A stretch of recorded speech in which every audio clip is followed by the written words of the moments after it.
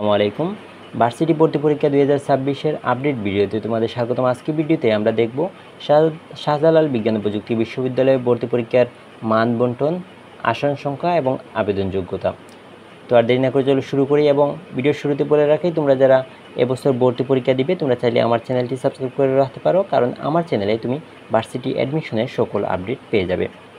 তো শুরুতেই চলে আসি তোমাদের আবেদন যোগ্যতা।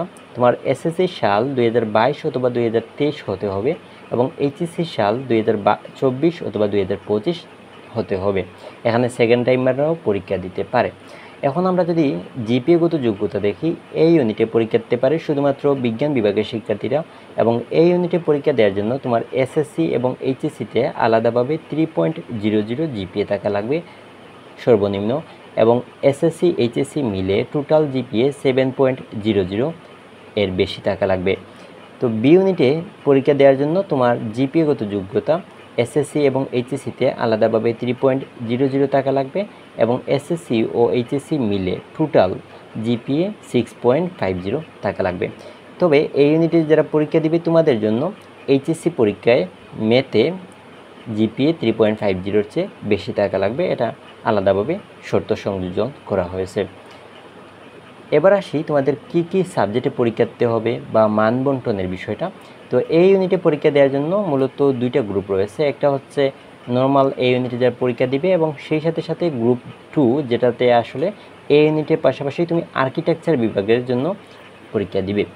তো এখানে এই ইউনিটে যারা পরীক্ষা দিবে তারা মূলত আর্কিটেকচারে যারা পরীক্ষা দিবে তারাও এই গ্রুপ 1 এবং গ্রুপ 2 দুই গ্রুপ মিলেই এই 80 নাম্বারের প্রশ্নের উত্তর দেওয়া লাগবে। 80 নাম্বারের প্রশ্নের উত্তর দিতে তোমার সময় লাগবে, সময় দেওয়া হবে 1 ঘন্টা 30 মিনিট। 1 ঘন্টা 30 মিনিটে তোমার 80টা এমসিকিউ প্রশ্ন সলভ করা লাগবে। এর মধ্যে পদার্থ থেকে 20 নাম্বার, রসায়ন থেকে 20 নাম্বার, গণিত থেকে 20 নাম্বার, জীববিজ্ঞান থেকে 20 অথবা ইংরেজি থেকে 20 নাম্বার, টোটাল 4টা সাবজেক্ট আনসার করতে হবে 20 নাম্বার করে।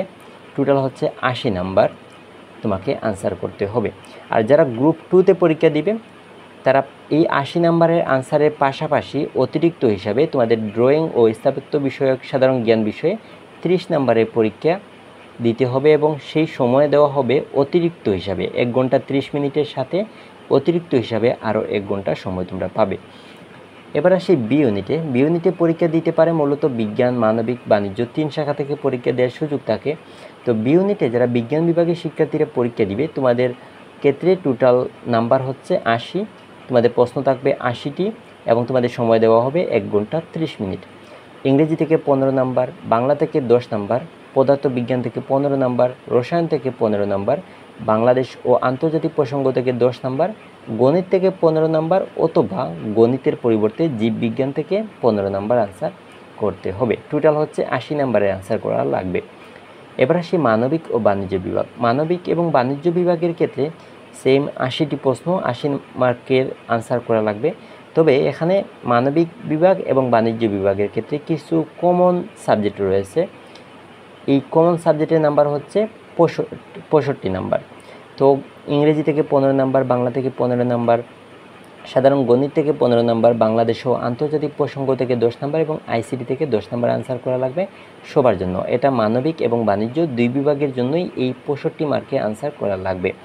এবং অতিরিক্ত যে 15 নাম্বার বাকি থাকে 80 নাম্বারের ক্ষেত্রে, তো এই অতিরিক্ত 15 নাম্বারে মানবিক শাখা থেকে অর্থনীতি, পরিণতি, সমাজ বিজ্ঞান, সমাজ কল্যাণ, ইতিহাস এই সাবজেক্টগুলো থেকে কিন্তু 15 নাম্বার আনসার করা লাগবে। এবং বাণিজ্য শাখা শিক্ষার্থীদের জন্য হিসাব বিজ্ঞান, ব্যবসা নীতি ও ব্যবস্থাপনা সম্পর্কিত প্রশ্নাবলী থেকে 15 নাম্বার আনসার করা লাগবে। টোটাল হচ্ছে 65 এবং 15, টোটাল হচ্ছে 80 নাম্বার আনসার করা লাগবে। সময় হচ্ছে 1 ঘন্টা 30 মিনিট। এবার আসি তোমাদের কোন কোন ইউনিটে কতটি সাবজেক্ট রয়েছে। তোমাদের এই ইউনিটে মূলত হচ্ছে গ্রুপ 2টি, গ্রুপ 1 এবং গ্রুপ 2।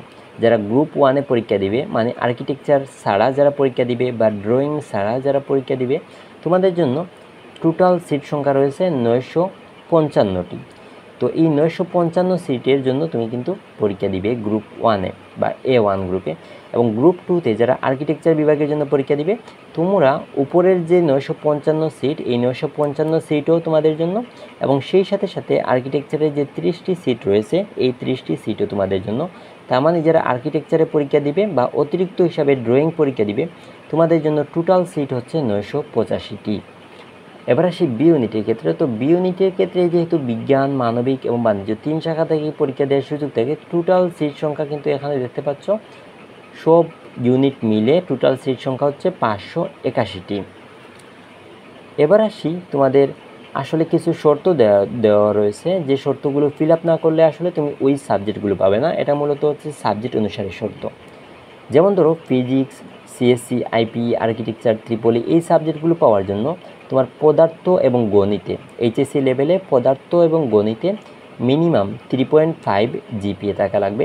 আবার যদি বলি ম্যাথ, স্টেট এই সাবজেক্টগুলো পাওয়ার জন্য গণিতে এইচএসসি লেভেলে 3.5 জিপিএ থাকা লাগবে। সেম একইভাবে যদি বাংলার কথা বলি, বাংলাতে তোমার এইচএসসি লেভেলে বাংলাতে 3.5 থাকা লাগবে। তবে এখানে ব্যতিক্রম হচ্ছে ইংরেজি সাবজেক্টটা। ইংরেজি সাবজেক্টটি পাওয়ার জন্য এইচএসসি লেভেলে ইংরেজিতে তোমাকে A+ পাওয়া লাগবে। তো এই ছিল মূলত শাহজালাল বিজ্ঞান ও প্রযুক্তি বিশ্ববিদ্যালয়ে ভর্তি সম্পর্কিত সর্বশেষ আপডেট। যেগুলো পরবর্তী আপডেটগুলো পেতে বা অন্যান্য ভার্সিটি আপডেটগুলো পেতে আমার চ্যানেলটি সাবস্ক্রাইব করার অনুরোধ থাকলো। এবং ভার্সিটি অ্যাডমিশন নিয়ে যদি কোনো প্রশ্ন থাকে আমাকে কমেন্টে জিজ্ঞেস করবা, আমি উত্তর দেওয়ার চেষ্টা করবো। অসংখ্য ধন্যবাদ। আল্লাহ হাফিজ।